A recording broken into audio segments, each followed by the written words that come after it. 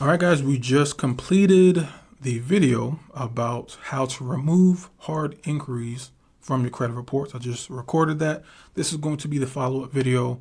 As always, if you want the slides that are on the screen, head over to our community, sign up for free. It's going to be in a group I specifically titled YouTube Slides.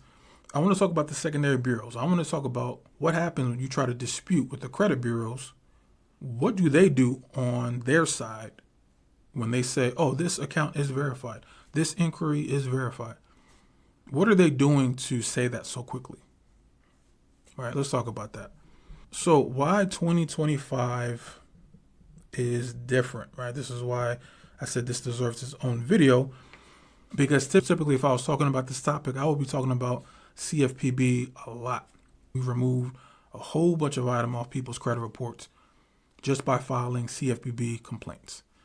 Maybe I'll put a couple of screenshots on the screen of what's been happening, but under Trump, his judges have severely crippled the CFPB. So, they were our consumer advocate in 2025. Not so much. Some of the stuff that they were cutting were things that were directly benefiting you and I, the consumer. So that means we need to update our playbook, and that's what we're about to do right now. So did you guys know that TransUnion had to pay out $23 million to consumers? It was a class action settlement because people were sending out letters to TransUnion saying, hey, this hard inquiry, I didn't approve this. I didn't authorize this. They had no permissible purpose to pull my credit reports. And then TransUnion, they kept sending out these generic letters to a whole bunch of people. They called it the 502 letter, right? Every time somebody sent a letter out to TransUnion saying, hey, this is not mine, TransUnion was like, send this out en masse, this 502 letter. And the 502 letter was basically saying, hey, it is what it is. I don't know what to tell you. You need to contact the original creditor or the person that pulled that inquiry, right? Pulled your credit reports. Handle your business with them. That's what TransUnion said. And under FCRA, that's not how it's supposed to happen. Under FCRA, I believe under section 611, when something looks inaccurate or looks unverifiable on your credit reports and you go to the credit bureaus, they have 30 days, or I think like 35 days, to go ahead and verify. TransUnion got caught being lazy, and now they had to pay $23 million because of that. This is why you got to know your rights, because they will play with you. They will play with you for real. So a lot of you guys who were doing credit repair, I think it was from, I don't want to give the wrong date, so I might just put the screenshot on the page. I think it was from like 2019 to like January 2025, I think. It was like a 4 or 5 year period where a lot of you guys, you're automatically probably going to get like $20, $30, if that. But, that's a way that we have to hold them accountable. So let's talk about the automated verification pipeline, because there's a lot of people that believe that when you send out your dispute letter over to Experian, Equifax, TransUnion, that a real life person is going to put on their glasses and be like, all right, let me open this up. All right, Keisha sent me a letter. Let me open this up. And they're going to take a highlighter and they're going to be going through your dispute letter. That's not what happens, right? What happens is it goes through something called eOscar, which is an automated system. And that eOscar takes your letter, right? Takes your letter that you sent out that says, hey, this collection is not mine, or this account isn't mine, this hard inquiry is not mine, boom, boom, boom. It takes that letter and it puts it through a system, and that system basically boils down your letter into codes, basically buckets. And then that dispute gets stamped with that code, and then it goes through the pipeline. So when you're sending out, letters and you're cussing people out and you're using all these attorney language and you're doing all this stuff, it's not really changing anything, because it's still going to get boiled down to, I think like a 2 or 3 digit code, and then it gets sent forward. That's what happens. Most people don't know that. Another thing that tends to happen is the credit bureaus, they will use secondary databases to do verification. LexisNexis is one, SageStream is another, CoreLogic is another. There's a bunch of them, but these are the bigger secondary credit bureaus. LexisNexis is, they're no joke, man. They're no joke. I did a video about them a year ago. When you think about that movie where Will Smith was running from the government agencies, I forget the name of it. Like, That's what LexisNexis is for real. Like, they got all your information. I'm gonna talk about that in a second, right? The moral of the story is humans, they're not really paying attention to what you're sending. LexisNexis, I'm gonna take a second to talk about them. LexisNexis, they are no joke. They're no joke. They are like an aggregator credit bureau that pull from everywhere, and they just store data on you. They're essentially a credit bureau, but they got everything on you. They got stuff on you about, when you were 18 years old and you got a speeding ticket and you're 45 right now, they still got that on record. When you open up a bank account and there was like an overdraft on an account and then you didn't pay back that account and that account closed, LexisNexis has that on file. I know the government was using LexisNexis to find illegal immigrants and tracking them down, ICE to be specific. They were using LexisNexis to pinpoint where illegal immigrants were living and then finding them and then, deporting them, right? Depending on your politics, some people are like, oh, okay, well, they're illegal, so that's why, it is what it is. That information, the same way they found those people, because all the data was there and the government just found what they needed and tracked people down. The point of this is you want to know what's on your secondary credit bureaus, right? Because we know about Experian, TransUnion, Equifax. I always tell you guys to go to annualcreditreport.com, pull those. You need to know what's on that. But that's just scratching the surface. You really want to know your secondary credit bureaus. LexisNexis, SageStream. CoreLogic is if you ever were trying to rent a home and you had to pay like $35, $45, whatever the amount was, to this agency, to this corporation, so they can determine if you could get the rental. More than likely, they're probably using CoreLogic or a product affiliated with CoreLogic. SageStream is now a part of LexisNexis. Innovis is used by a lot of lenders for verification. That's why I say not to play around with that fraud stuff for the most blatant reasons, but because when you're disputing with the credit bureaus and you're saying, oh, this is not mine, this is not mine, this is not mine, but you know it's yours for real, the bank knows it's yours for real, they're flagging your accounts and they're flagging your social security number. And that information, it doesn't just stay with Bank of America. So like if you're trying to finesse Bank of America or if you're trying to finesse TransUnion, it doesn't just stay with those two entities. That information is going to be passed around to LexisNexis. Other companies, debt collection companies, can pay a monthly fee to get access to LexisNexis to try to find you.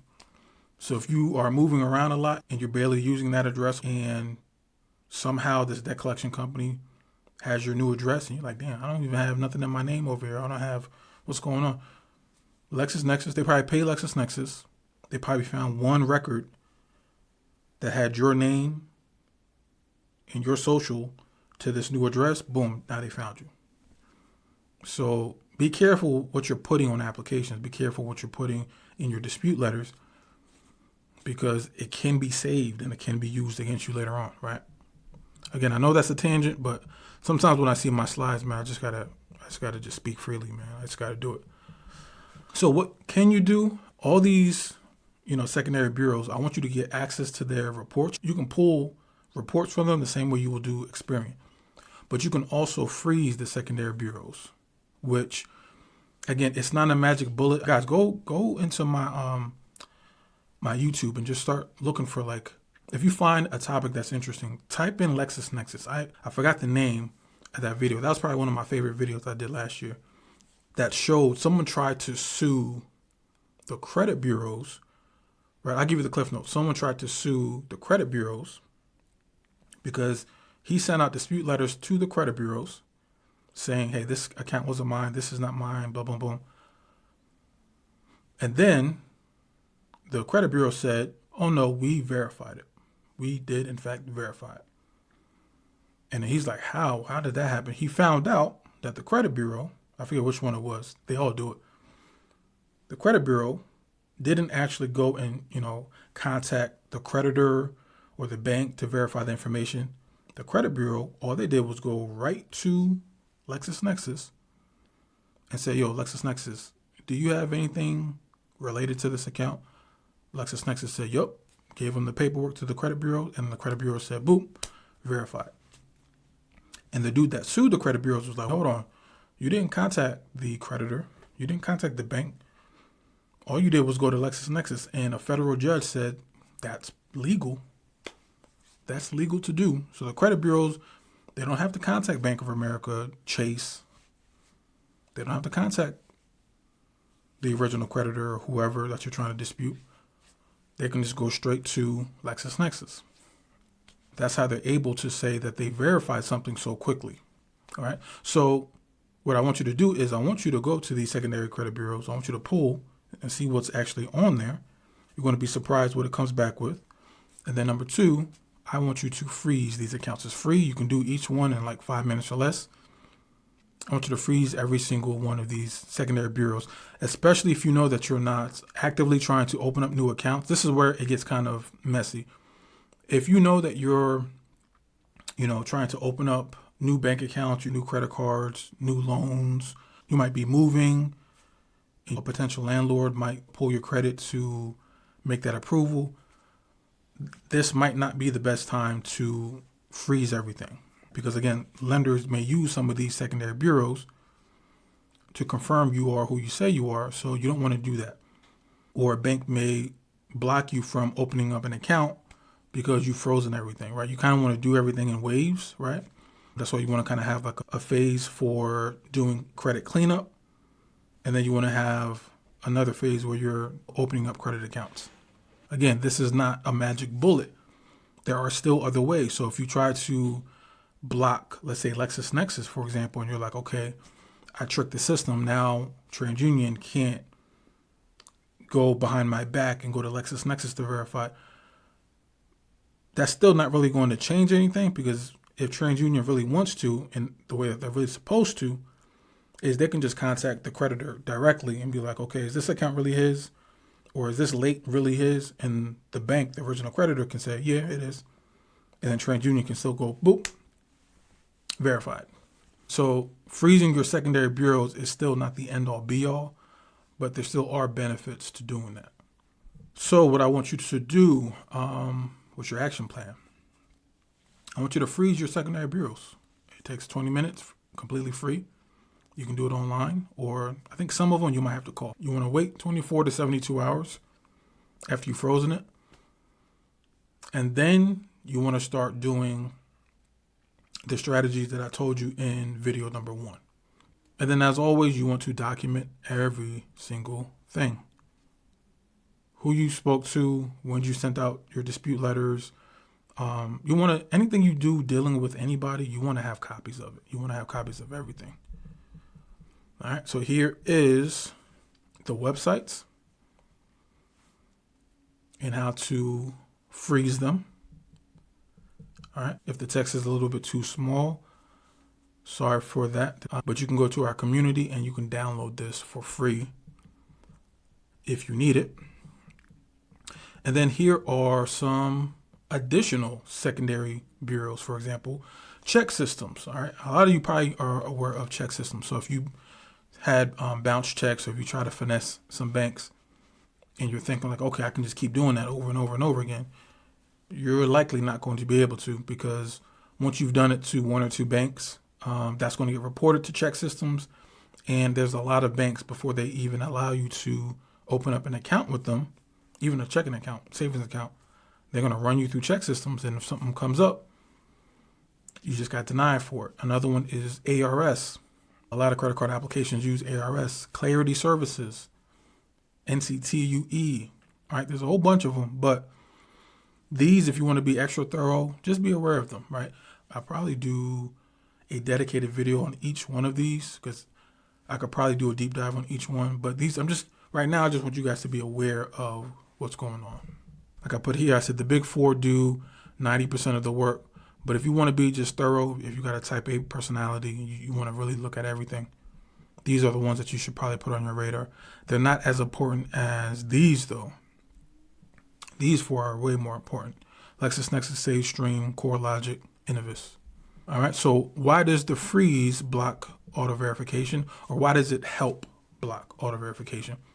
Because if you freeze these secondary bureaus, you dispute over the phone or you send out your letter, it's easier for them to just go through LexisNexis and verify. But if you have your LexisNexis frozen, that makes it a lot more difficult for other people to try to pull the information from there. So that means the credit bureaus actually have to go through and deal with the original creditor. It makes it more difficult for the credit bureaus to do their job, right? And because it's a little bit more difficult, people are finding more success with it. That's basically how it works. It's not a magic bullet, but we're just trying to increase the likelihood of us getting what we want. Here is the script that you can use after you freeze. So we talked about what you could say in the first video where we said, I have unauthorized inquiries to dispute. These are the inquiries. Here are the dates. And if they come back and say, oh, no, it's been verified, you can come back and say, how did you verify these? Your automated systems couldn't verify these. You need to check manually or you need to delete per FCRA. It's just that one sentence. If they're still trying to play around with you, again, under FCRA, section 611, if you can't verify, you must delete. How did you guys verify this account or this hard inquiry? How did you guys verify it? What's the method of verification? I need to know. Once again, I prefer all this to be in writing, me personally. But people still do find success doing it over the phone. So I got to give it to you guys over the phone. If they demand it, written disputes, which I prefer anyway, you can just use this. You don't have to send out dispute letters that have 15 paragraphs. All the letters that you send are going to be ran through the eOscar system, and they're going to bucket your dispute anyway. So just keep it straight to the point, what it is that you want, what it is that you're trying to remove, and then you can say, hey, under section 611, you need to investigate this, and if you can't verify it, you need to remove this off my credit reports. And then, as always, send certified mail. If one thing you get out of any of my videos talking about disputing, send certified mail. Okay, so now we want to learn from others' mistakes. So what don't they tell you? Disputing everything can get your accounts flagged, can get accounts closed, ruin your relationships with banks, can be categorized as fraud. Then people can come knocking at your door. You don't want to do that. Just because it worked for somebody, you want to be legit. What I'm telling you to do is to dispute unauthorized inquiries. Or even if you're unsure, and again, people can take this and play with it. If you're unsure, you can say, hey, I don't recognize this inquiry. I need for you to verify it. Otherwise, you need to remove it. If they can't verify it under FCRA, you got to remove it. You need to take it off my credit reports. Right? I know somebody's going to hear that sentence and run with it and abuse it. It is what it is. I can't tell you guys what to do and what not to do with your own credit reports. But this is essentially how the game works. Sometimes you don't remember all of these inquiries. You don't remember. Sometimes, no funny stuff, it's hard to remember all the accounts, all the inquiries, when it happened. Especially if you're moving around a lot and you got dozens of inquiries related to auto loans. You got inquiries related to your credit cards. You got all these things happening at the same time. It's difficult to keep track of. So there's nothing wrong, and I'm going to say this again, there's nothing wrong raising your hand and saying, hey, I don't recognize this. If you can't verify this inquiry, I need for you to remove it. There's nothing wrong with saying that. All right, if they still won't remove, method of verification, you need to send that out. Hey, this inquiry or this late payment or this whatever you're disputing, you keep saying it's verified. What is the method? How did you guys verify that? I've been calling the credit bureaus. I've been sending letters. You keep saying verified, but no one's shown me how they verified it. How is this being verified? You can also contact the original creditor, the person who pulled your credit. Hey, can you please provide a signed application or something to show me that I open up this account? If you can't do that, I need for you to remove this inquiry. I don't remember authorizing any of this. So I need for you to please provide proof with my signature that I open up this account. Otherwise, it needs to be removed. And again, if you're communicating with the original creditor, that needs to be sent certified mail as well. If you want, you can escalate it again. You can send out emails or letters to the CEO of companies. A lot of times this works with like goodwill letters. Like if you have one late payment and you're asking basically, hey, can you please remove this late payment because I've been with you guys for 10 years. I've been a great customer. I messed up 1 month. Can you please remove it? You'd be surprised how many times sending a letter or sending an email to the CEO, and the CEO of the company is literally not going to be reading this, but he's probably going to have a team or an assistant or somebody that handles that. You'd be surprised it works, right? That's the same email I want you to send it to if you've been doing all of the appropriate actions, calling, sending the letters, try to reach out to the creditor, send an email or send a letter to the CEO of the original creditor saying, no one has shown me proof of permissible purpose. I need for this to be removed within 15 days. Otherwise, I got to go to the Attorney General. Normally, I would say I will go to, CFPB, but we already talked about how the CFPB under the Trump administration, they've been put in a stranglehold, basically. They are not as powerful as they were once before. So now we're going to go and use the Attorney General.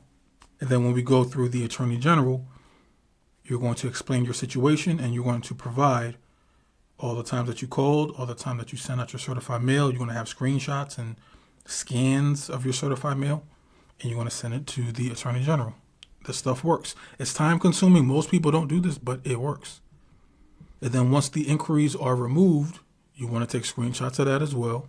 You want to keep track of everything that happens, because in case it does reappear, right, that's another violation. And we talked about how if you keep track of everything, you can go to certain consumer law attorneys and they can fight on your behalf to get you checks every time a creditor or the credit bureaus violate your rights. Keep track of everything. All right, that's pretty much it. But this is the thorough breakdown of how to remove hard inquiries. I know it's a bit longer than you probably see on YouTube, but I have to be thorough. I got to show you guys like how all of the pieces fit together. So go in the comments, show some love, and I have some more videos that I'm going to do that I think you guys are going to enjoy. But if you feel like there are some more pressing topics that you guys want answers to, go in the comments, right? And I'll go ahead and I'll create that for you guys, all right? Appreciate it. Hope you guys enjoyed. I'll check you guys out in the next video, all right? Peace.